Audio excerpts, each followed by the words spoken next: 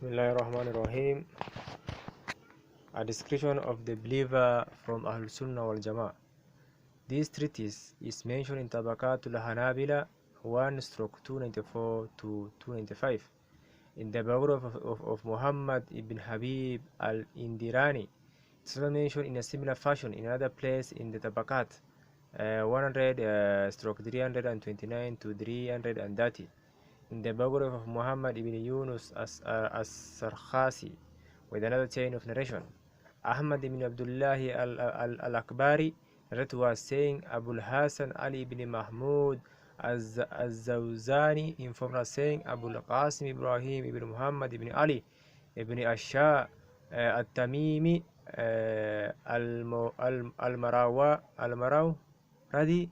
That was saying Abu Mu'ad ibn Abi Isma. That was from Askar al-Sawaf al-Zanjani al-Harawi, saying Abu Mas'ud Sa'id ibn Khashnam ibn Muhammad al-Sarkamandi, the Mawla of Bani Hashim.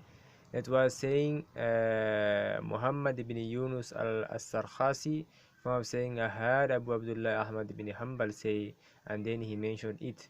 The text. قال محمد بن Habib al-Andarani said, I heard Ahmad ibn Hanbal saying, the description of the believer from Ahlus-Sunnah Wal Jamaah is,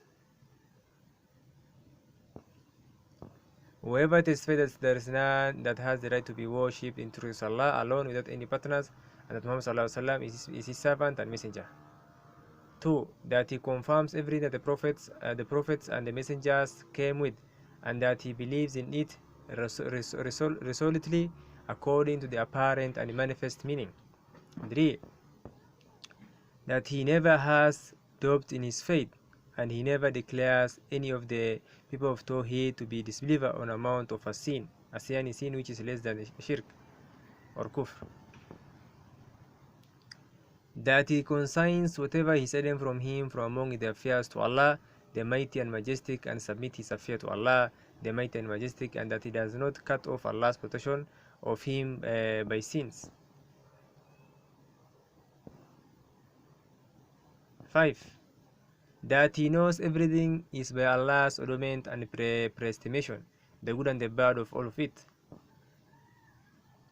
He has hope for the doer of good from the Ummah of Muhammad sallallahu alaihi wasallam, and he fears for the doers of evil amongst them. 7.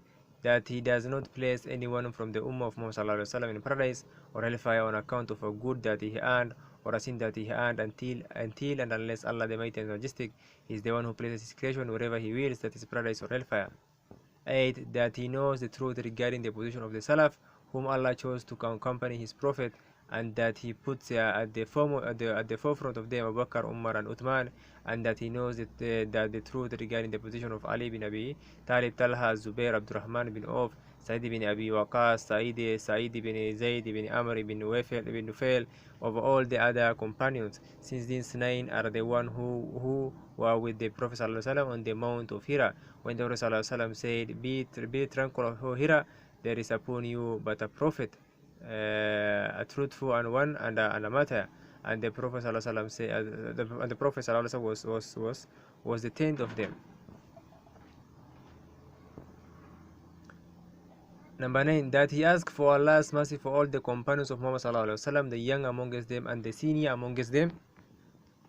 That he talks about their virtues and their excellence and holds back from talking about that which occurred between them. 10. That he holds the 2 Eid prayers, the fear prayer, the Jummah prayer, and the 5 daily congregational prayers to be performed along with every leader, whether religious or sinful.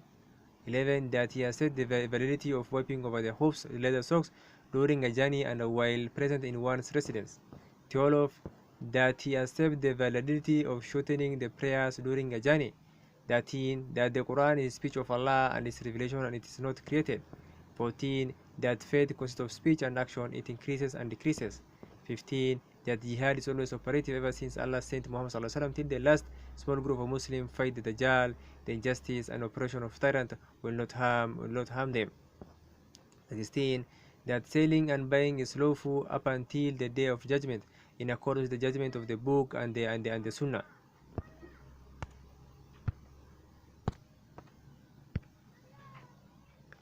16. That selling and buying is lawful up until the day of judgment, in accordance with the judgment of the book and the Sunnah.